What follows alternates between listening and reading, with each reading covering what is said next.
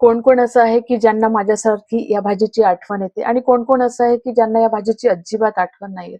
बरं, ज्यांना या भाजीची आठवण नसेल येत ना, तर त्यांनी हा व्हिडिओ नक्की बघा. म्हणजे ज्यांना येते त्यांनी तर पहाच, पण ज्यांना या भाजीची आठवण नाहीये त्यांनी पण पहा. म्हणजे एकदा ही भाजी पहा, तुम्ही ही भाजी तयार करा आणि खा.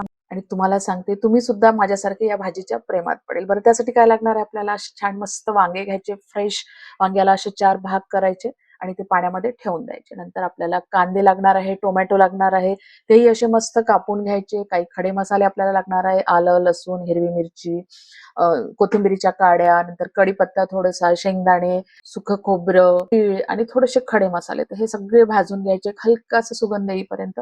तर याचा डिटेल व्हिडिओ आपल्या चॅनलवरती आहे. तर इथे मी एक त्रिकोणी बटन दिलेलं आहे, त्या बटनवरती तुम्ही क्लिक करा, तर तुम्हाला डिटेल व्हिडिओ पाहायला मिळेल. नंतर आपण घेतलेले कांदे, टोमॅटो, लसूण, अद्रक हे पण सगळं भाजून घ्यायचं आणि आपल्याला हे छान मिक्सरला बारीक वाटून घ्यायचं आहे. आणि त्याच्यामध्येच आपण तिखट, हळद सगळं टाकून घ्यायचं, थोडंसं पाणी घालून घ्यायचं ठसका उठू नये म्हणून. आणि आता हे सगळं ग्राइंडरला मस्त बारीक करून घ्यायचं आणि हे सगळं बारीक करून झालेलं की आपल्याला हे मिक्स करायचं. म्हणजे आणि मिक्स करून झालं की छान आपण जे धुवून घेतलेले वांगे असते ना, तर त्या वांग्यामध्ये हे सगळं भरून घ्यायचं.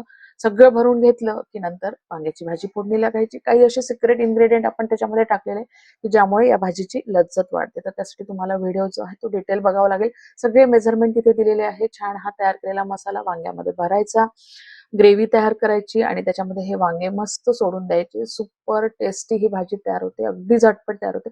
पण या भाजीचं काय आहे ना, की या भाजीचं कॉम्बिनेशन तुम्ही कशाही सोबत खाऊ शकता. भातासोबत, पोळीसोबत, कुठल्याही प्रकारच्या भाकरी राहू दे, म्हणजे कशाही सोबत हे अप्रतिम लागतं.